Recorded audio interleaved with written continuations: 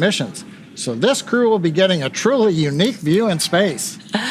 Very unique. To achieve this, Fram2 will launch into 90-degree circular orbit to the south from Florida, flying over Miami as well as Cuba and Panama, and just west of Ecuador and Peru.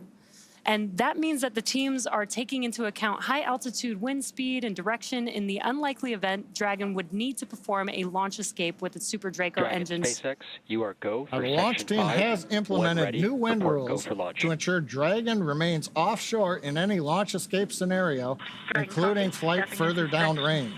Preparation of LES arming of 4.100 launch preparation.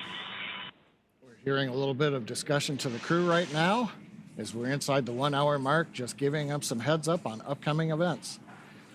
Now, if we did have an escape needed in flight, Dragon would fire its Super Draco engines to either overshoot land or to slow down. And these are known as prograde and retrograde burns, and they would ensure a water landing. And further downrange, Dragon could also turn sideways to perform an out-of-plane Super Draco burn that would push Dragon west into the Pacific Ocean. And separately, the southerly trajectory is also driving a partial boost back of the first stage booster, which we'll talk a little bit more later in the webcast. Now, inclination is defined as the angle of the orbit relative to the equator. A 0-degree inclination is right over the equator, whereas 90 degrees is right over the poles.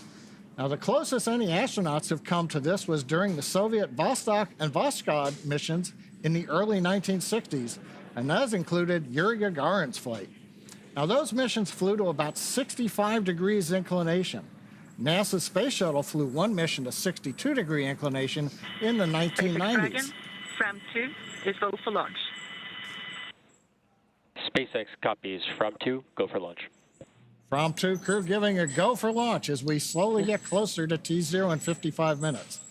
So one thing about that trajectory over the poles, the crew is going to truly go where no one has gone before. Quite literally. During the course of this mission, the crew will observe Earth's polar regions at an altitude of approximately 440 kilometers. Now, at this altitude, Dragon will fly from the North Pole to the South Pole in just 46 minutes and 40 seconds. Now, this unique mission is being undertaken by an incredible crew. The mission is being commanded by Chun Wang, an entrepreneur and adventurer. Chun's goals for this mission is to highlight the crew's explorational spirit, inspire the public, and advance research in space.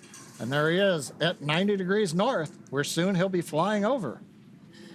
And joining him on the mission is a crew of international adventurers, and that includes Norway's Jannicke Mikkelsen, which is Fram2's vehicle commander, Australia's Eric Phillips, serving as mission specialist and medical officer, and Germany's Rabia Roga, who is Fram2's mission pilot. What a great crew. We're now at T-minus 54 minutes, 10 seconds and counting. Let's take a look at the crew's day so far and check in on where they are now. Now, at this moment, the crew is currently seated inside of Dragon, completing their final checklist before liftoff. But the crew started their day by waking up and doing their first medical checks of the day. They were then transported to their first meal of the day, arriving at Hangar X at about T-minus 5 hours and 22 minutes. Then at about T-minus 5 hours and 17 minutes, they had a chance to see their families, have their first meal of the day, and then say their goodbyes. After that, just under 4.5 hours before launch, they began the drive to the suit-up facility. That takes about 20 minutes. At T-minus 3 hours and 50 minutes, they received their final pre-launch briefing from Mission Control, as well as the very important weather briefing.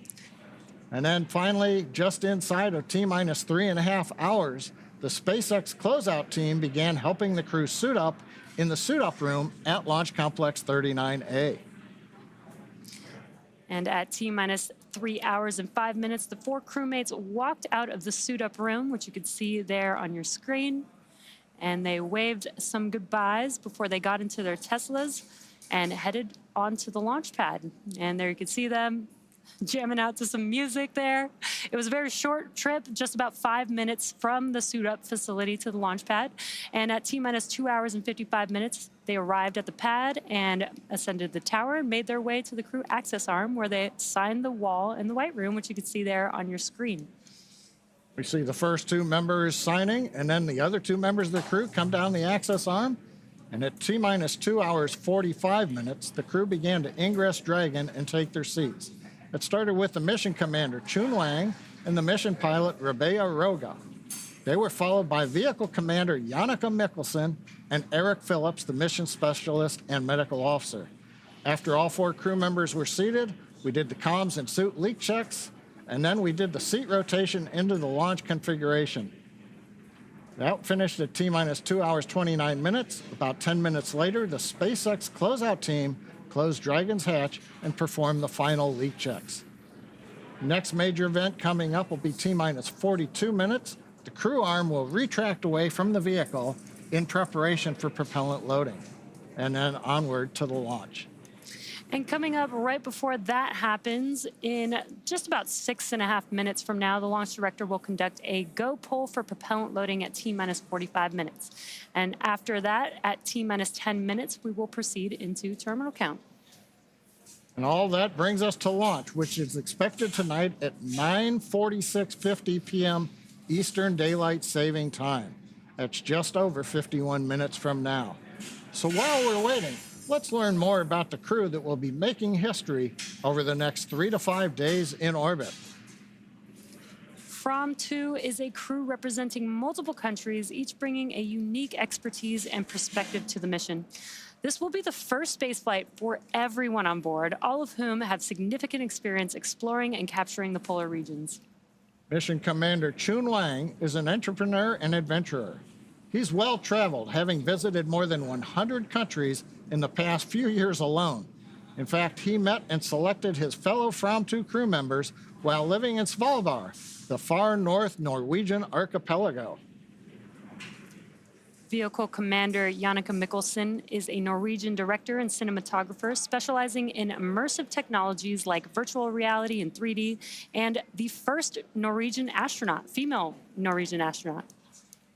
Australian Eric Phillips is Fram2's mission specialist and medical officer. He is a professional polar adventurer and guide, having spent most of his adult life in the polar regions. Germany's Rabea Roga is Fram2's mission pilot and will oversee research activities on board. Rabea is an electrical engineer and robotics researcher from Berlin who, on this flight, will become Germany's first female astronaut.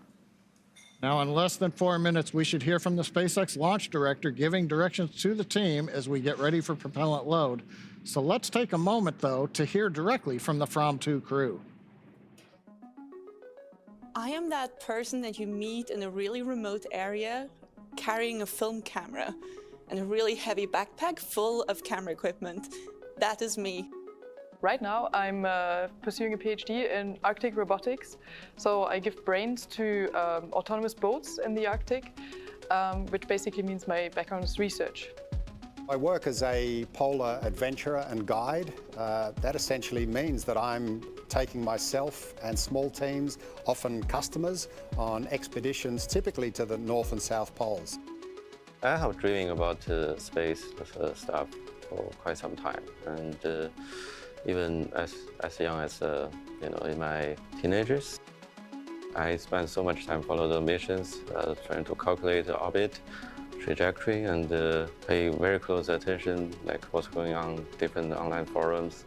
As a kid, I actually spent 5 years learning how to walk again and how to reuse my motor skills, like learning to walk, learning to run, learning to jump.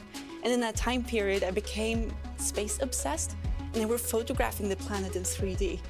I thought that was really cool. The project that tied me most to space was leading a student satellite project, which was my heart and soul. It is funny because I'm going to launch before the satellite.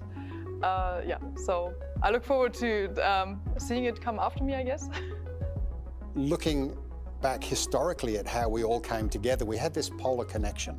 We all have a connection to an archipelago of islands that is set in the Arctic Ocean called Svalbard. I spent quite some time on Svalbard, the northernmost city or town one can live in and work from. Every crew have a certain connection to Svalbard. Yannicka currently lives there. Chun has been there. Rabia and Chun have both joined me on expeditions there. So we kind of have this connective tissue, if you like. But it so happens that we're all bringing things into this mission that are critical. We will be doing something that is quintessential to humans, and that is seeing things with our own eyes. Yeah, the Fram2 mission is like my baby. I planned and designed everything. I make a proposal. I think this is one of my life goals. Now, the crew is so excited to go to space today. Now, currently at Complex 39A, it's T-minus 47 minutes and counting. Now, a little bit earlier at the T-minus 1 hour point, we loaded a small amount of RP-1 fuel into the Merlin rocket engines. It's a process known as engine bleed-in. The next major activity in the countdown is coming up. The launch director and launch team are preparing for the propellant load and launch pole. The launch director will also check with the Dragon mission director for their readiness to launch. The launch director is electronically polling the SpaceX launch team for their go, no-go to load propellant and launch. Once the poll is complete, the SpaceX launch director will make announcements on control room lockdown and protocols for holds or launch escapes. And then they also remind the team that inside of T-minus 10 seconds, only the computer will be able to abort the launch. Now, once the launch director gives these instructions, he will clear the team to proceed with moving the crew arm away from the launch vehicle. A couple of minutes after that, once the crew access arm is in the stowed position for launch, the crew will be notified to arm their launch escape system on Dragon. Now, and there's the crew right now inside the capsule, just waiting for the clock to tick down. Now, once that crew access arm is retracted, the escape system is armed.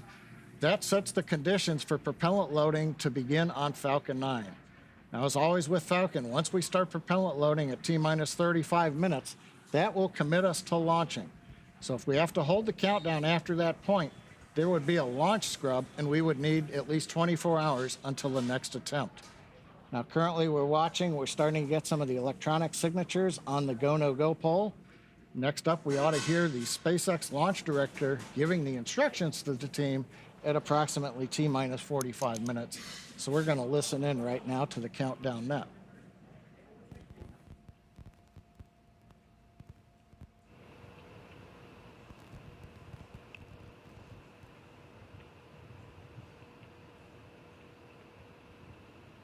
Looks like we've got all sign-offs on the go, no-go poll.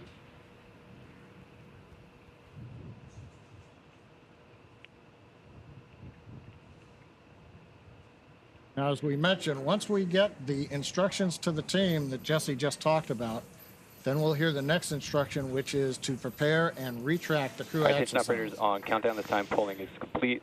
Dragon and Falcon teams have pulled go for propellant load and launch. Stand by for control room and abort protocols.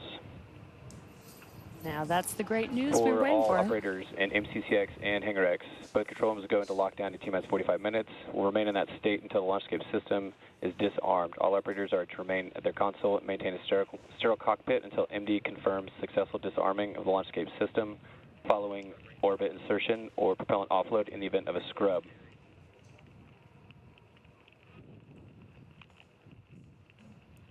For non-urgent no-go conditions, brief the CE or LD and they will approve aborting the countdown. For urgent issues affecting the safety of the operation, operators shall call hold, hold, hold on the countdown net. Launch control will abort the launch auto sequence and immediately proceed into launch abort. At T-minus 10 seconds, launch control will be hands-off and relying on automated abort criteria for the remainder of the count. Operators advise the launch director where the structural breakup or fire is imminent occurring per Dragon manual escape flight rules. Launch control. At this time, you may proceed with arming the crew arm for movement. Proceeding on crew arm at this time. And great news, that was that briefing we were just talking about, John. Everything so far is go for propellant load as well as go for launch. And both Falcon 9 and Dragon are ready for launch today. Propellant loading will begin on time at T-minus 35 minutes. And right now, Crew arm retraction has started. What perfect timing. The crew access arm is now going to retract away from the vehicle, and there's a great view of that.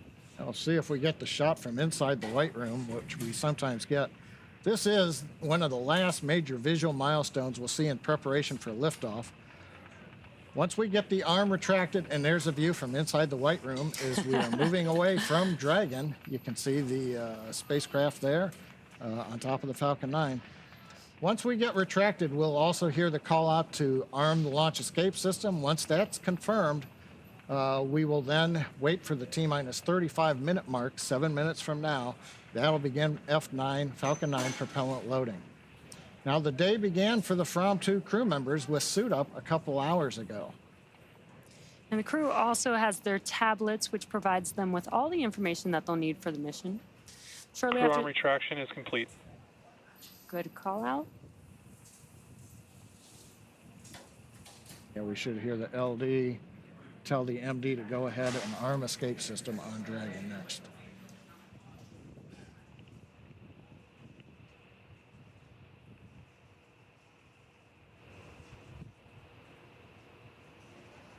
I think right now they're just waiting for the last data confirmation that the arm Dragon, is retracted. SpaceX, you are go for Section 6, close visors, and arm launch escape system. Dragon, copy. And there's that call out that John just mentioned. Now they, visually you could see that they closed their visors and SpaceX Dragon, visors closed, arming launch escape system.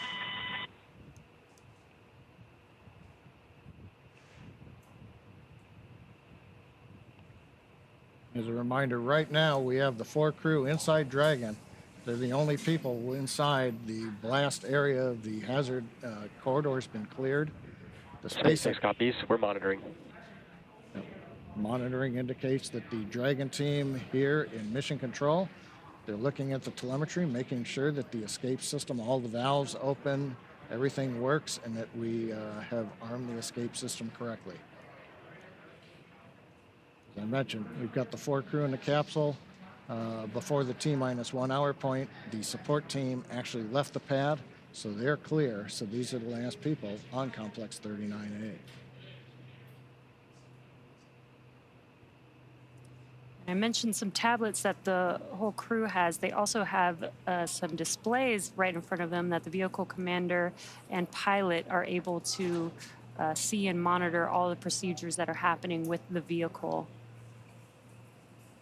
And the view from 39A, nice view of Dragon, the spacecraft. You've got the pressurized section on top, and then the Launch trunk escape section. system is verified armed. Excellent news. Confirmation from the Dragon team that the escape system is armed. So we're all ready and set for that propellant loading to begin. Yep, we got another 4.5 minutes before we can start propellant loading. We saw the crew access arm come back, and we've talked about it before. It rotates away slowly. It took a couple of minutes or so before we got the call out that it was in the launch or the stowed position. Now, if there is an emergency where instead of Dragon using the Super Dracos to launch itself off of the Falcon 9, if they just said, hey, crew, you've got to get out, but do it fast, that arm doesn't take that slow amount of time to get back towards the capsule. It has a high-speed mode, and it will swing back in seconds, not minutes. So if we actually had to open up the hatch, get the crew, let the crew get themselves out and get down the arm, we can do that very quickly so that the access rotation is not indicative of how we would support during a contingency. Yeah, exactly. We've thought through a lot of these procedures, and while everything that you've previously seen on crew launches seems very standard, we do have scenarios and have set up the crew and the vehicle and the launch pad for all of these scenarios, including a first-of-its-kind escape system, which provides escape capability all the way to orbit.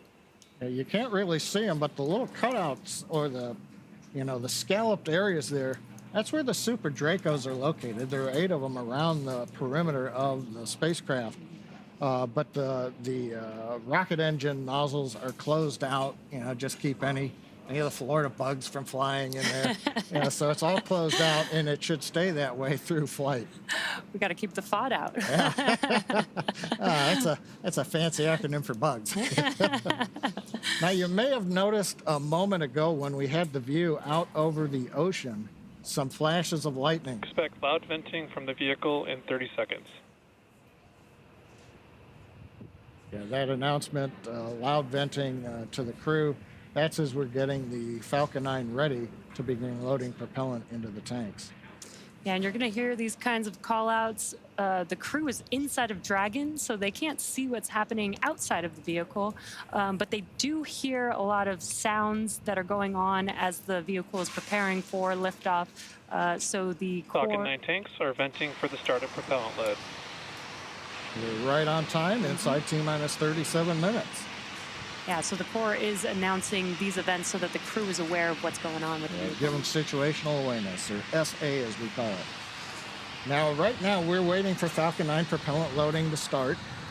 That's our next major event in the countdown. We'll hear the call out on the countdown net that launch auto sequence has begun, and the crew will be informed of that by the launch director. So we'll begin with loading fuel onto both stages, both stage 1 and stage 2, as well as liquid oxygen onto the first stage. Now, that second stage fuel loading finishes fairly rapidly. The fuel tank on second stage is not as large compared to first stage. So we will actually finish that in several minutes, and then we will begin loading liquid oxygen onto the second stage. Now, as we wait for another minute for the start of propellant load, I was talking about the lightning we saw. We've had lightning in the area. We had a front just go through, and before we came onto the webcast, we were violating multiple rules. Lightning, anvil clouds, thick clouds, electric fields. All of those are slowly going away. The front is quickly moving to the east, but you're looking at lightning that is actually heading away from the launch pad. And the launch weather officer at Kennedy Space Center, Cape Canaveral, is telling us that there's nothing behind this front, so fingers crossed, but we expect right now the weather will cooperate.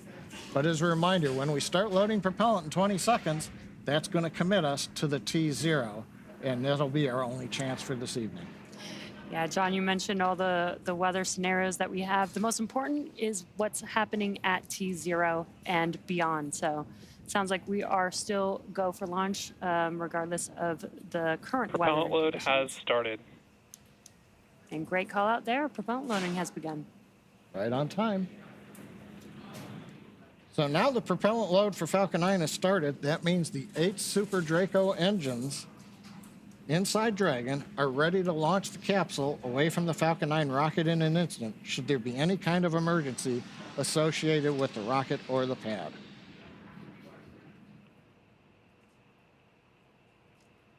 And we're now at T-minus 34 minutes and 26 seconds from liftoff.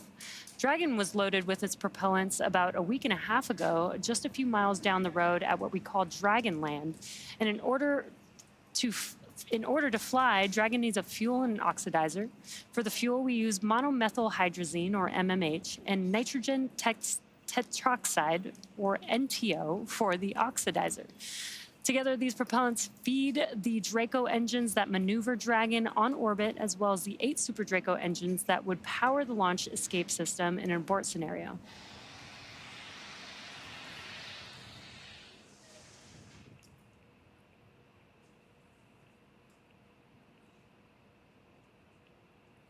As we mentioned, in those abort scenarios, those 8 Super Draco engines inside Dragon are ready to be used should they be necessary.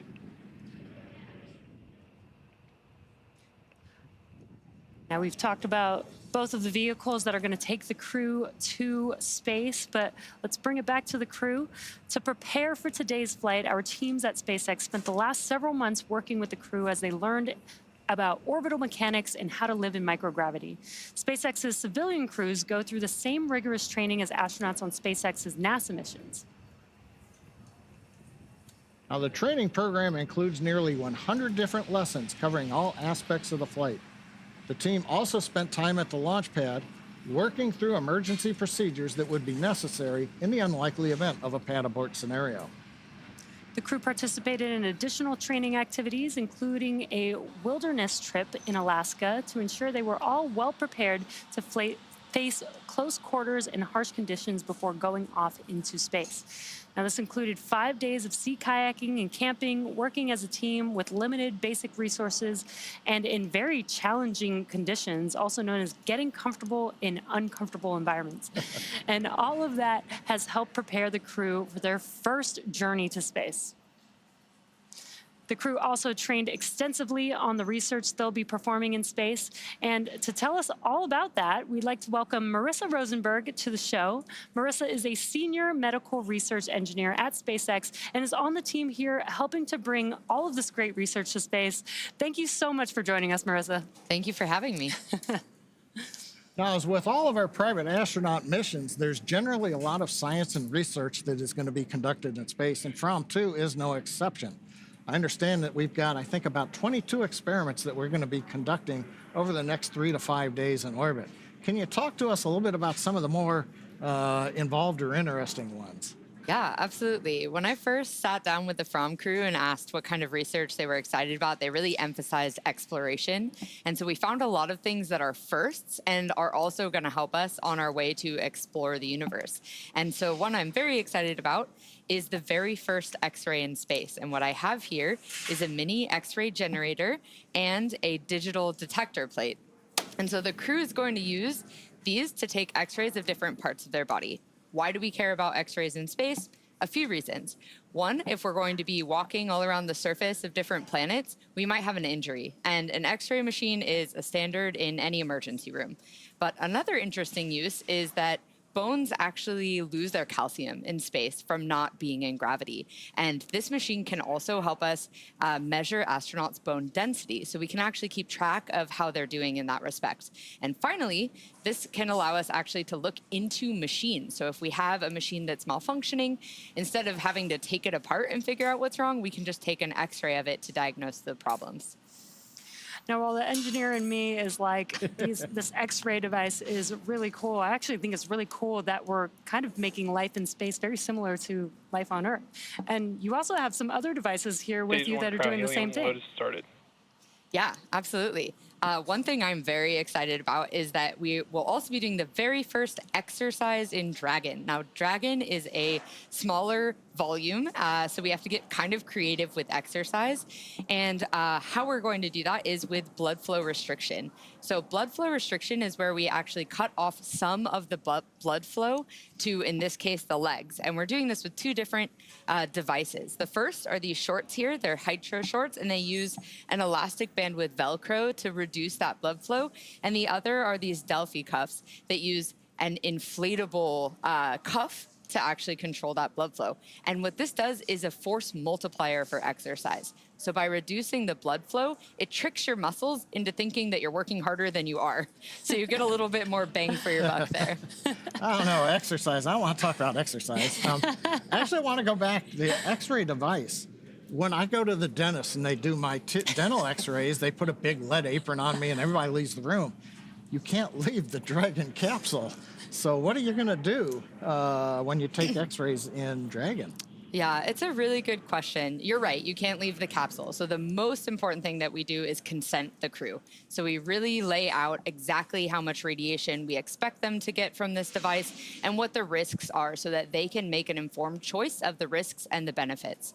However, this device is FDA approved, and there's very little leakage of the X-ray outside of where you're pointing it. And it has these very cool, what are called collimator knobs, which control these lead plates that allow you to really narrow in the amount of X-rays that you're going to get. So you're really only getting X-rays in the area that you want to image. Yeah, that's really cool that we have the X-ray device to focus on the health of the people. We have working out devices to help them stay healthy. Now, it seems like they're going to need some nutrition, some food. Can you tell us more about some science experiments on that? Absolutely. I think food is one of the most challenging issues that we have to solve for long-term missions. And we are taking one step with Fram2. They will be growing the first mushrooms in space.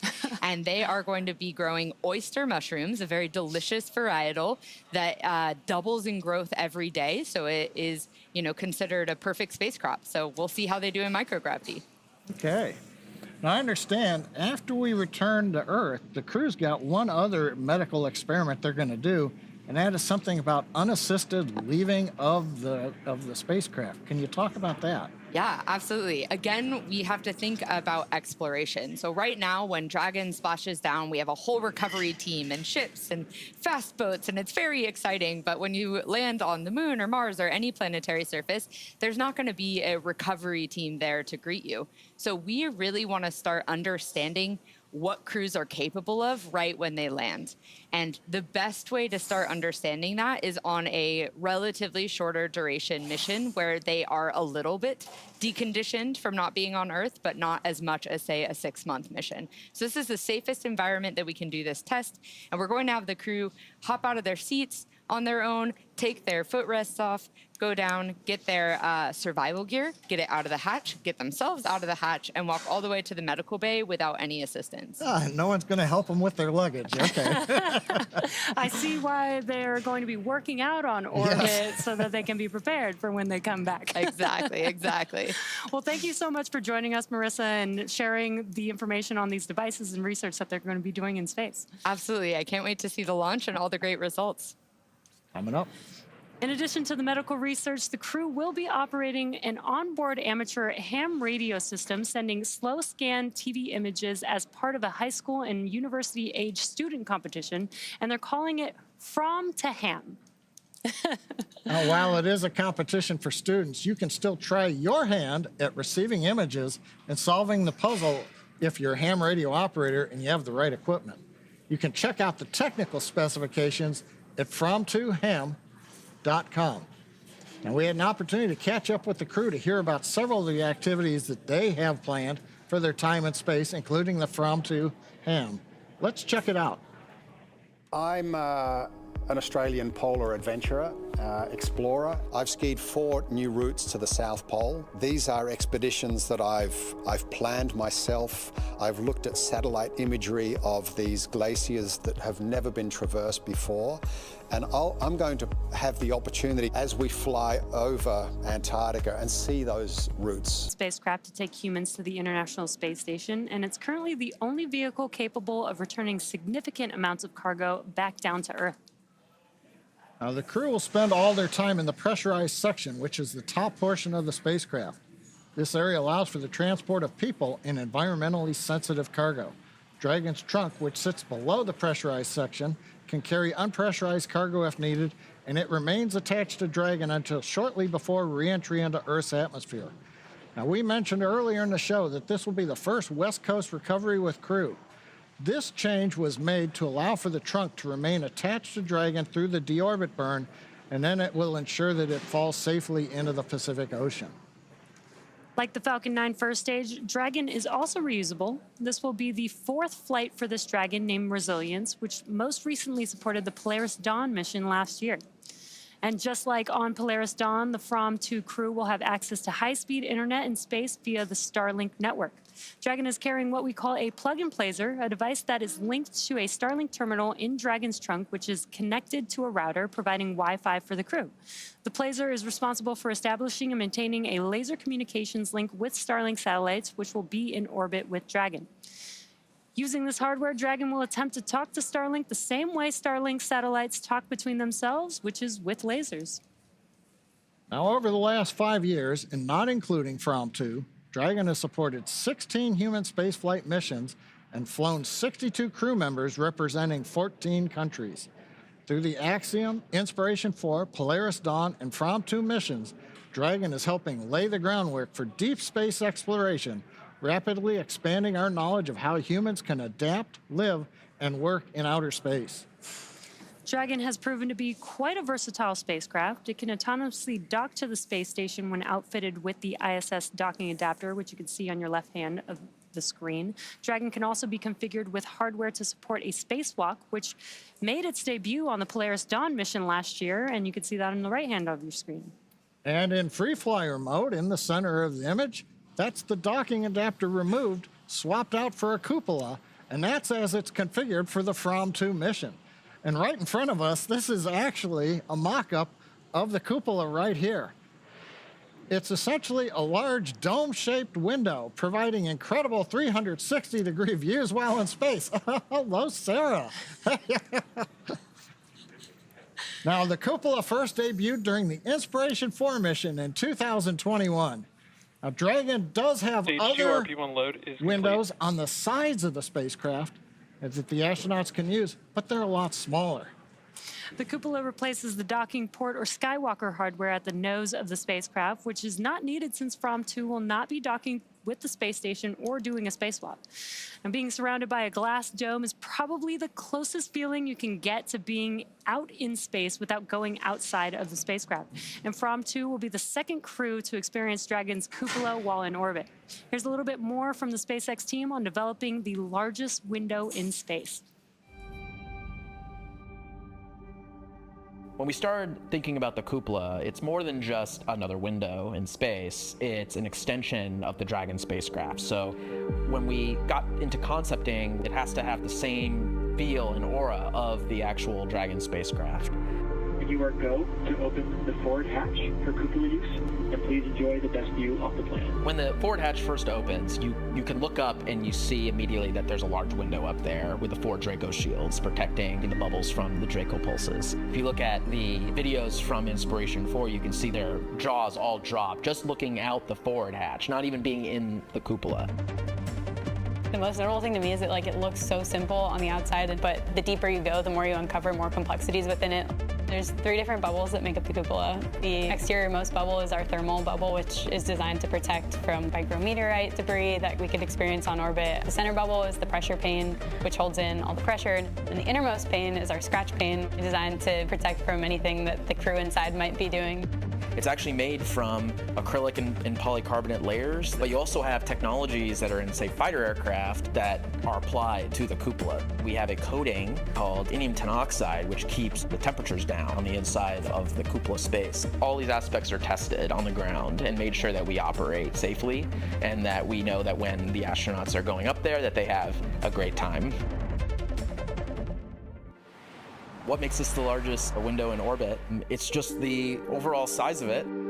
I feel like it's just so immersive, like you're inside of the bubble and you're looking out and space is literally all around you. I think the experience of having the cupola on Dragon makes it such that Dragon is the experience. Even when we fly our short duration missions to the ISS feels like the destination and the experience, whereas having the cupola on Dragon really makes Dragon and being inside the cupola the destination.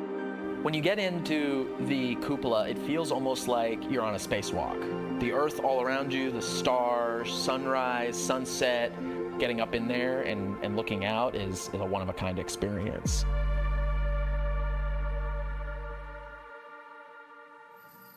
Now, joining us now are 2 SpaceX engineers who made their spaceflight debut on Polaris Dawn.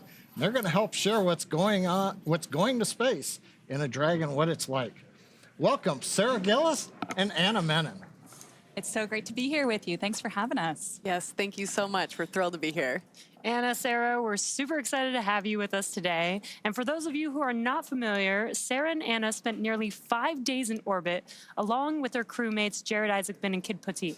Polaris Dawn flew higher than any Dragon mission to date, reaching the highest Earth orbit ever flown. And the crew completed the first ever commercial extravehicular activity with SpaceX-designed EVA spacesuits. So we're excited to have them with us today to add some insight from that firsthand experience. At this point, propellant loading has begun on Falcon 9 as Fram2 prepares for liftoff in about 16 minutes from now. I'm sure you both remember what that was like.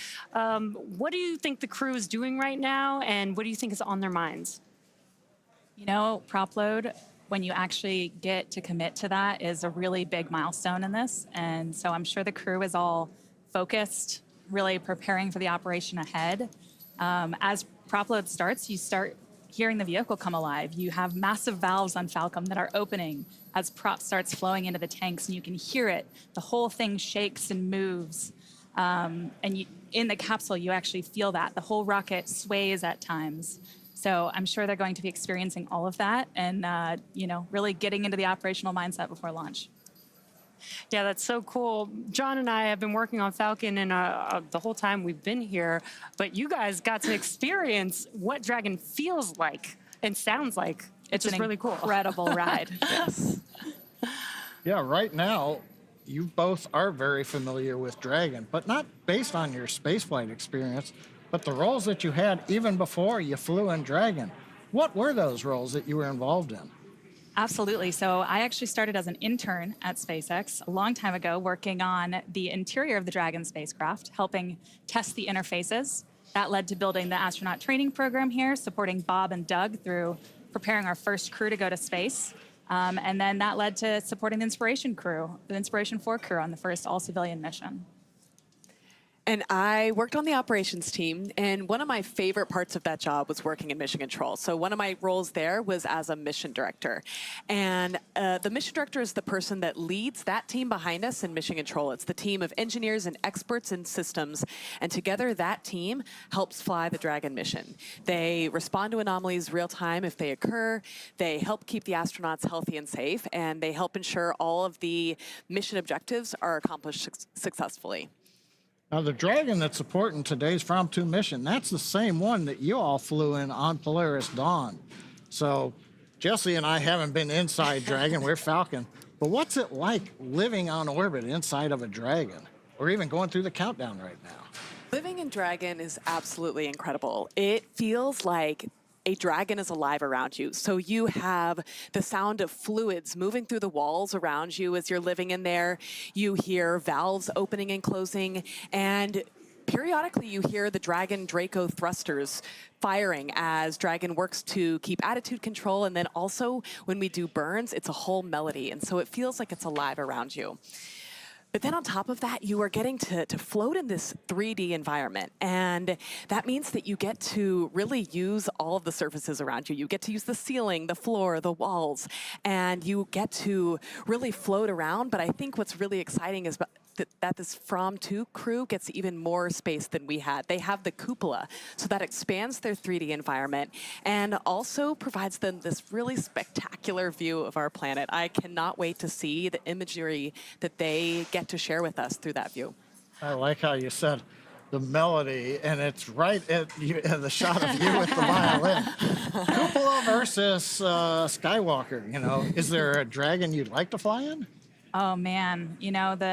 The spacewalk was extraordinary, so I'm really grateful we got to do that. But I think the views they're going to see through that cupola of the poles are going to be astonishing.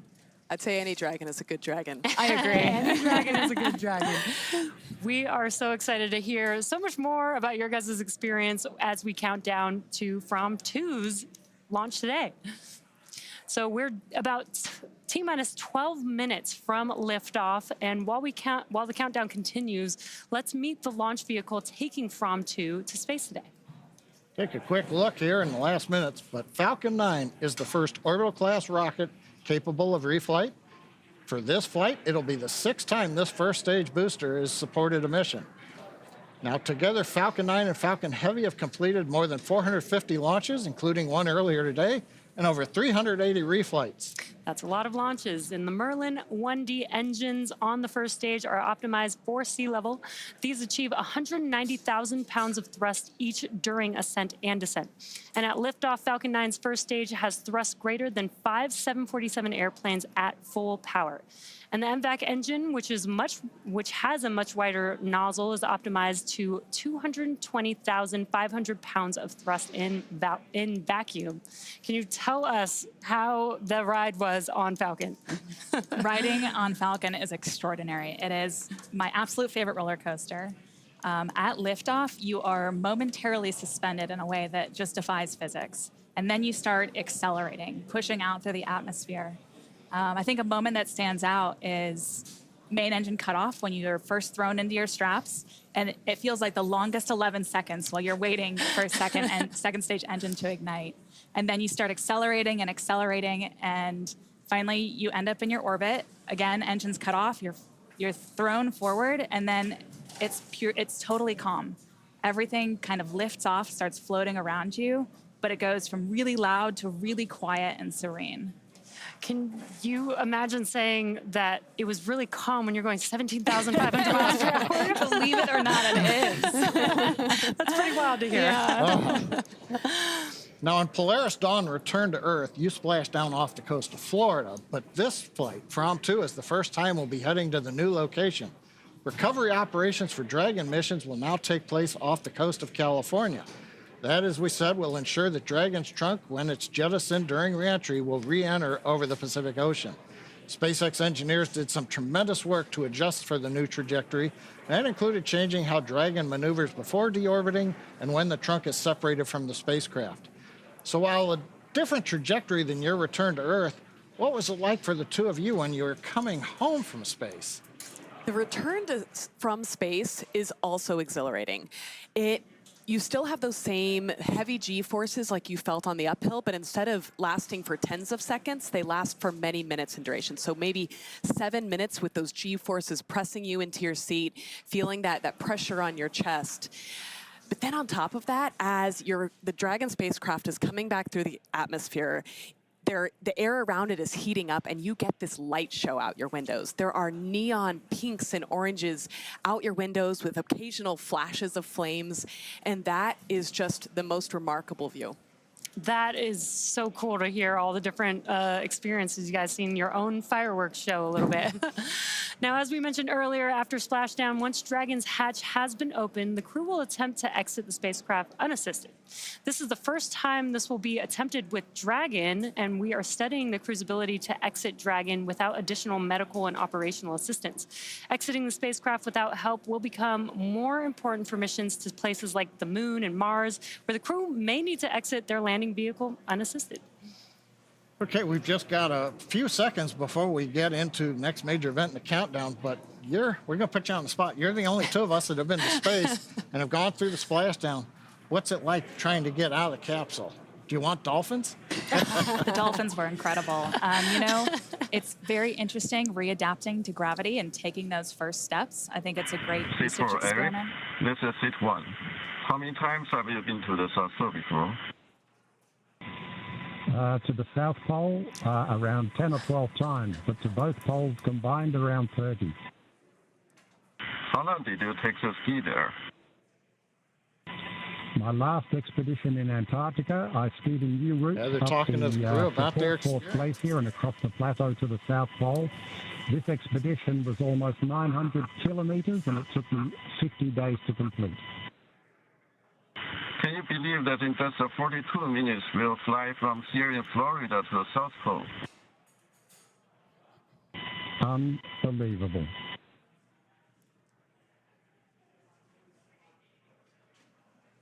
Sounds like they're talking to Eric Phillips about his experience in the Arctic.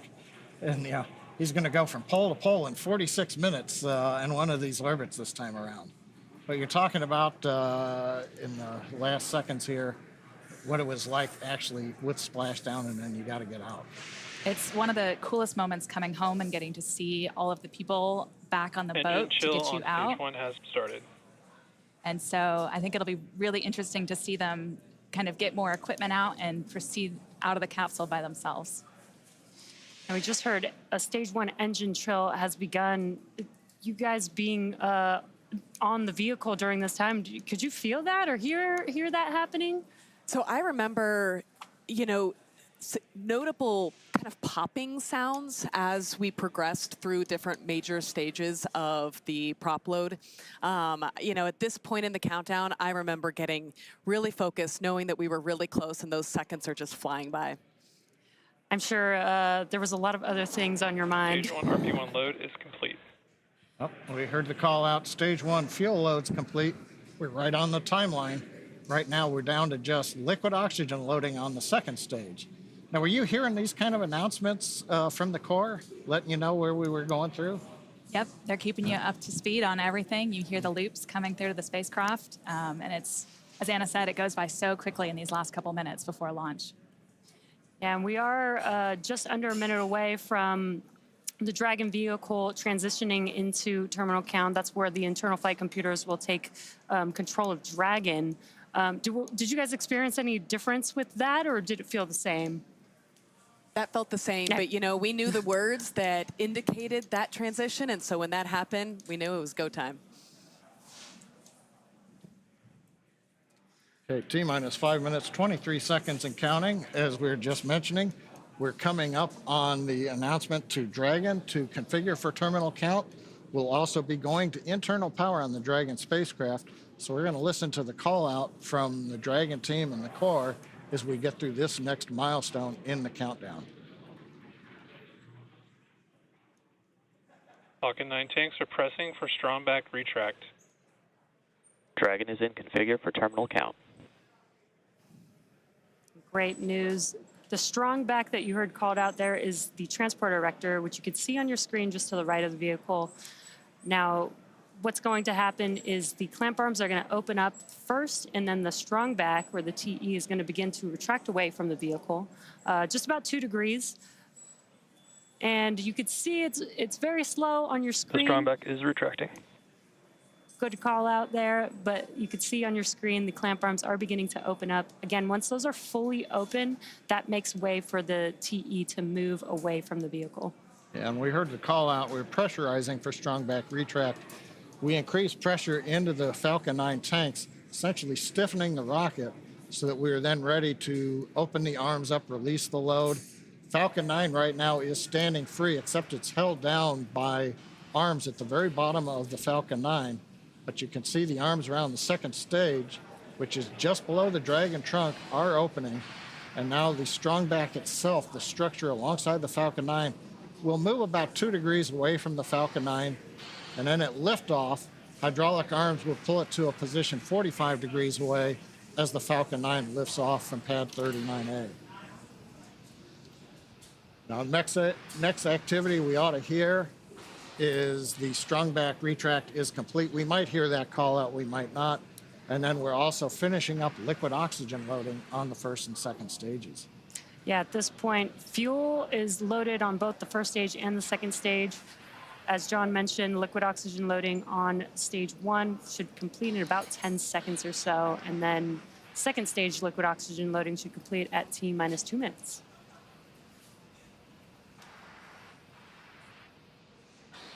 Just waiting to hear the call outs right now for stage 1 LOX load.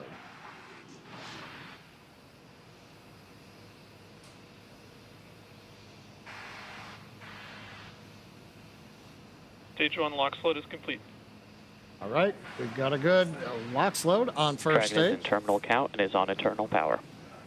And we've got the confirmation Dragon has gone internal power, coming down from the crew back to the Dragon team here in the Mission Control Center. Next major activity, T-minus 2 minutes. Stage 2 LOX load will complete, and that'll finish loading all propellants on the Falcon 9 first and second stages.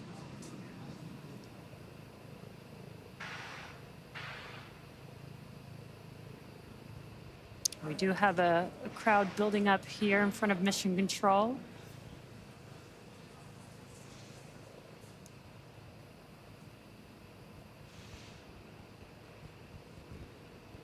Stage 2 LOX load is complete.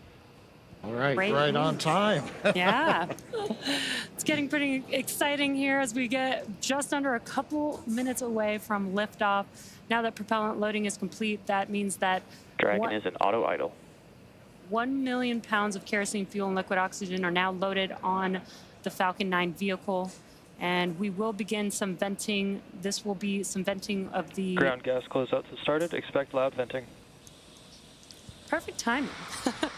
That venting is going, you may see some white clouds around the vehicle. We are venting out the liquid oxygen line, and that colder air meeting the warmer ambient air in Florida is creating that condensation. And I like to describe that like the condensation building around a cold glass of water. Now we're coming up on a minute where Falcon will go into startup. This is where the internal flight computers will take over. Falcon 9 is in startup.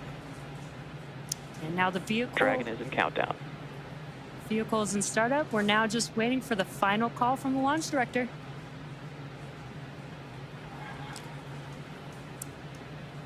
Dragon, SpaceX, go for launch. And great news, we are go for launch. SpaceX Dragon, Fram2, go for launch. And heard one call from the crew. One last call from the Fram2 crew. Let's watch as the Falcon 9 vehicle takes Dragon and Fram2 into space.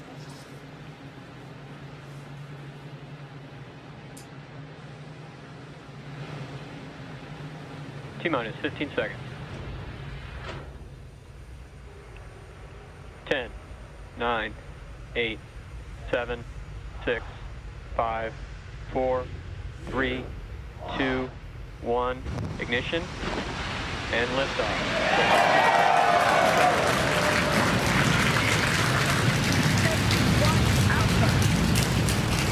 Copy, 1 Alpha. Vehicle is pitching downrange. Stage 1 propulsion is nominal.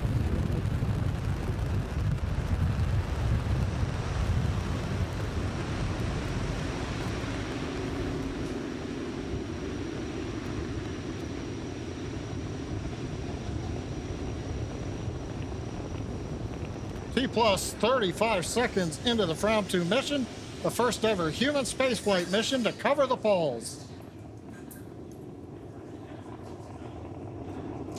And we are throttling down the engines on the first Power stage. telemetry nominal.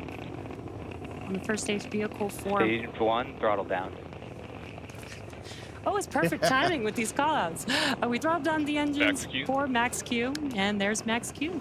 It's the maximum dynamic pressure that the vehicle sees on ascent. Supersonic. Confirmation we're supersonic. We're preparing to throttle back up on first stage Merlin engines. Stage 1, throttle up. Confirmation we're back up on power on the 9 Merlin 1D engines. Stage 1, Bravo. 1 Bravo Copy, called out 1 by Bravo. the crew. That means if there was a need for an abort with the first stage now emptying itself of propellant, Dragon would fly a different profile than if, say, right off the pad we had initiated. Waiting for the MVAC-D chill call. MVAC chill is underway. We're beginning to chill the second stage engine in preparation for its ignition, coming up in less than a minute from now. We also have a few events that are going to happen back to back. We'll have MECO stage separation and second stage engine ignition. MECO is main engine cutoff. That's where we will shut down all of those 9 engines, which you're seeing there on the first. Just saw MECO stage separation. The MVAC engine has ignited, and we've also started the boost back burn on the first stage, which you can see there on your left-hand screen. Anna and Sarah, those were a lot of dynamic events that just happened right now that the Fram2 crew is experiencing, but you guys also got to experience that. Yes, I remember. Now we're in stage 2, and I remember that slow buildup of G-forces during this stage. The first stage, the G-forces come on fast, but the second stage, they're a bit slower. And so right now, you're starting to feel it come on faster and faster, and you feel that pressure into your chest. You feel yourself being pressed into your seat, harder to move your hands up. It's an exciting ride, and you see the minutes counting by until the moment that you know you'll be in space. Yeah, you're right, because Dragon, SpaceX, trajectory nominal. good call out from Guidance Navigation Control Officer. Trajectory is nominal for the crew. Dragon, copy. And Commander copies that call out. But yeah, you had a good point. Well, we talked earlier, the second stage engine's over 200,000 pounds of thrust. There's more than 200,000 pounds of propellant, so when it first lights, it's not accelerating very rapidly. But Sarah, what's it like when you get near the end of the burn? We heard Bob and Doug back on Crew Demo 2 call it like driving down a gravelly, bumpy road at high speed. It's definitely more, maybe a little more vibration than first stage because the engine is so much closer to the spacecraft. So you absolutely feel a difference in the sensations you experience when you're riding on the second stage. Cool. I'm sure the Fram2 crew is feeling something similar. They're still inside of Dragon, which is still attached to the second stage, and on your left-hand Dragon screen, SpaceX, trajectory nominal. on the left hand of your screen, you can see a view of the MVAC engine ignited. But coming up in a couple of minutes, we'll have the entry burn on the first stage, which is currently making its way back down to Earth. And we did perform a boost back burn on this one. Yeah, we did a one-engine boost back burn. We didn't have, normally when you launch to the east or northeast in a crew mission, you take advantage of the Earth's rotational velocity. But in this case, we're pretty much going straight south, and so you don't get that eastward velocity. So the first stage needed to use a little more propellant to get the crew up into the right position for stage separation. So we can't bring the first stage all the way back to land like we might do on an ISS mission.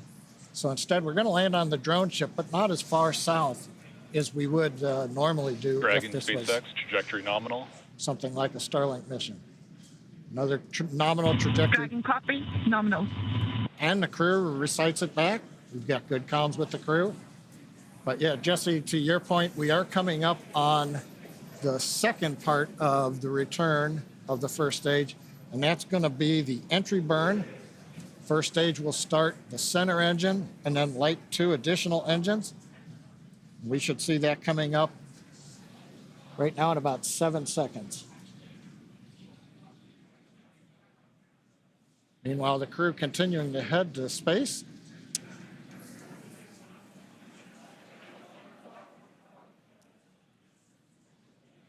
During this time, we would continue to monitor the altitude as the vehicle kept rising and rising. Yeah, you got the displays there where you guys can monitor that during the launch. Dragon SpaceX, trajectory nominal. And we did see on the left-hand screen that the entry burn has begun. Copy, nominal. Entry burn did complete. We didn't hear any callouts, but we do have a green screen here. We have a good entry burn. Second stage continuing to head towards the separation orbit. First stage heading to the drone ship. Stage 2, FTS has safed. We are expecting the landing burn on the first stage to occur in about 20 seconds from now. That'll just be a single engine burn on the vehicle. Once again, the M1D engines have about 190,000 pounds of thrust, which is just enough to slow the vehicle down just in time for landing. Panama. Copy, Panama.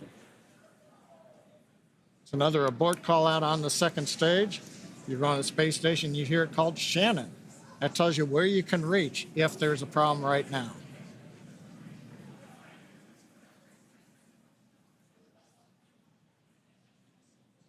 And we've now got video on first stage. Landing burn has begun. And a view from the drone ship. Legs are deployed. And touchdown after 6 flights.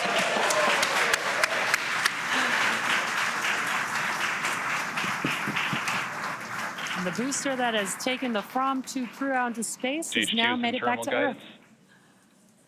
Yeah, Jesse, we just heard the call out. I don't know if you hear it in the capsule on your flight, but we heard the terminal guidance call. We've essentially reached the altitude. Now we're working the angular momentum of the orbit. So we're going to listen in. We're just seconds away from shutdown.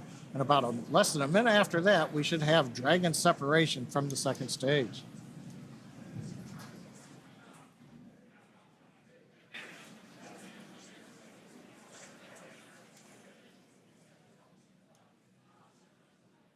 MVAC shutdown.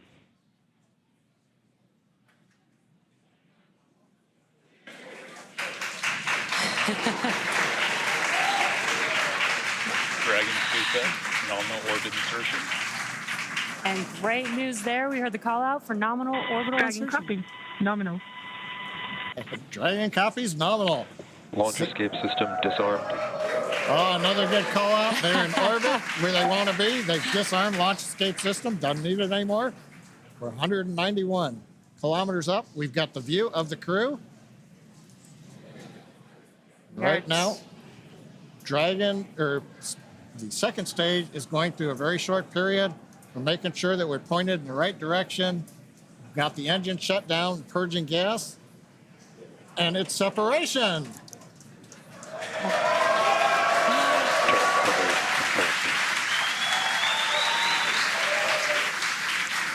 Fram2 crew is flying on its own on Dragon. Dragon, on behalf of the Falcon team, we're honored to deliver you safely to your polar orbit. Enjoy the views of the poles, send us some pictures, and our hearts and minds will be flying with you as you go over the poles. Have a great flight. And Dragon, this is your launch director here. Pretty wild to see the Fram adventure sailing to the poles once again, over 130 years from its christening. This time, though, with Starlink. Godspeed, Fram2. Cheers. Cheers.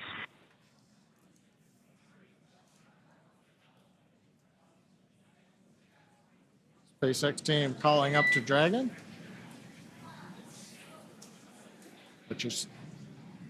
What you're seeing right now, the shots of Dragon, that was the Draco thruster checkout. And there's the crew.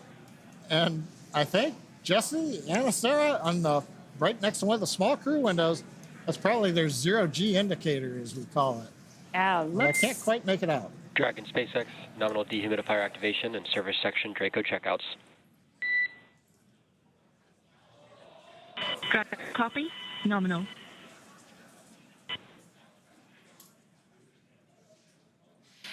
And as we don't have views, what you're seeing there on your screen is mission control here in Hawthorne. Again, the crowd that we had watching the Fram2 crew launch into space. We also saw the zero-G indicator. Hopefully we'll get another live view where we can see what the zero-G indicator was. You guys had a zero-G indicator on your mission, so you know, and I'm probably very connected with the tradition of being able to pick out the zero-G indicator.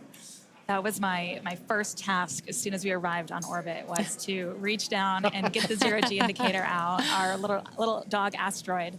But I think it's honestly one of the coolest moments, the first time you arrive on orbit and suddenly physics has broken and everything is floating in a way that is so different than anything you've seen before. That's so cool to hear that from you, because seeing the zero-G is actually my favorite part of crew launches because of the same reason. Like, oh, it's the first moment you actually see that it's your evidence that they are in microgravity. Absolutely. But I also love the tradition of being able to pick it out and the meaning behind the zero-G for each mission. I've got to ask, the Dragon separation, it comes so quickly after the second stage. But when you got separated from the second stage, was there like a wave of relief, or was it business as normal? I think there was a sense of joy in, recognizing that there were so many important steps that had to happen in order to get us to that point, and recognizing that we had reached that point, but then also knowing that it was time to get to work. We had a lot of objectives ahead of us. It's really the moment the spacecraft comes alive. Like during Draco thruster checkouts, the nose cone opens, you activate your environmental systems.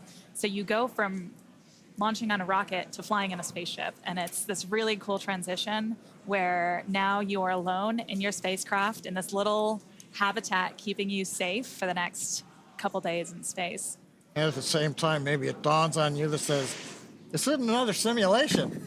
We are here. This is it. We are in space. We don't go home today at the end of business. We're going to do our work. And you two are very familiar with training over and over again. And now you guys got to experience space. The Fram2 crew is now in space, in orbit, but there's still events happening, as you mentioned.